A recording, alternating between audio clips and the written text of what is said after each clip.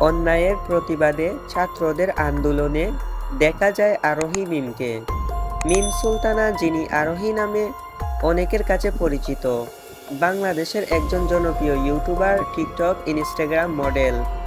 তিনি ইউটিউবে short film, music video ও টিকটকে কাজ করেন। আরোহী মিম 2004 সালে 12ই ফেব্রুয়ারি ঢাকার ধানমন্ডিতে জন্মগ্রহণ করেন। পরিবার সহ সেখানে বসবাস করেন।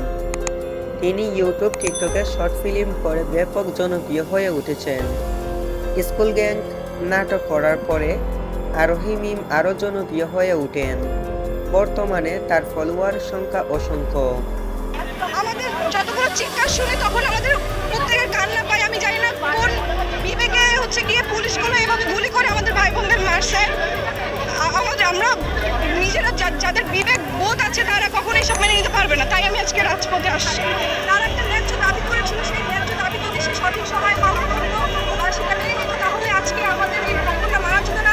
আজকে আমাদের এই রাস্তায় সামাজিক যোগাযোগ মাধ্যমে কোটা সংস্কার আন্দোলন নিয়ে ছাত্রদের পাশে দাঁড়িয়ে অন্যায়ের প্রতিবাদ করে আরও বেশি ব্যাপক পরিমাণে দর্শকের মনে জায়গা করে নিয়েছেন আরোহী মিম।